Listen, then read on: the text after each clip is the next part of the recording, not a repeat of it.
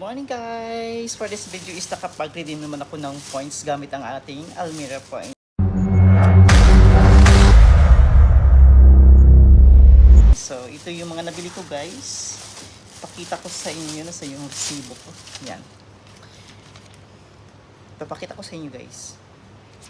So ito na nga yung nabili ko guys sa halagang 34 reals. Yan. Nag-redeem ako. Yan. Gamit ang Almira Points. Yan, Almira Points, 30 real. And then, meron ako kasing, yung total bill ko is 34 real. So, nagbayad ako ng 4 real something, 4 real. Kasi nga, hindi siya pwede na i-totally i-carry off lahat sa Almira Points. Kasi, by 10 yung counting nila, 10-20 lang guys yung counting nila. Pag mayroong mga waki-waki, may mga sobra-sobra. So, you are intended to pay in cash that one or card. So, yan na guys, yung ating nabili sa ating Almira Points gamit ang Almira Points. Kasi nga, last time is meron akong 5,000 points dati. Yan.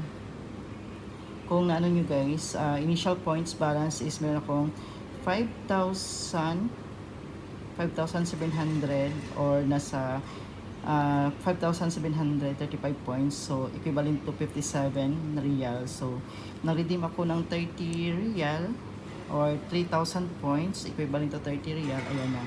Yung total bill ko is 34 real. So, ayan na guys. Papakita ko sa inyo paano yung mga nabili ko. So, mayroon tayong tomato. Mayroon tayong 2 pirasong tomato na nabili. And then, bawang. Tag 5 lang siya. Yung bawang 5. And then, syempre, white onion kasi mahal yung ang lalaki kasi ng pula na onion eh.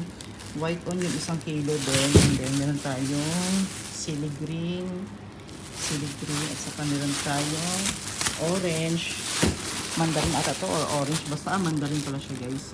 2 kilo na siya kasi tag 5 ang kilo. Yan.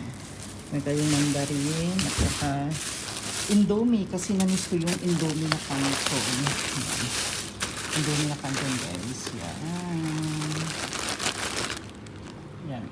Ito na po yung mga na-redeem ko or nabili ko sa Almira Points gamit ang Almira Points. Yan guys. Maraming salamat sa lahat. Don't forget to like and subscribe. Paki-comment na rin guys kung nakatipid ba. Kasi nga para sa akin is malaking bagay talaga yung Almira Points kapag bibili. Kasi nga 1 real is equivalent to 1 point. So, mabilis at madali na makaipon ng points. Maraming salamat! Don't forget to like and share my video. Maraming salamat. Bye-bye everyone!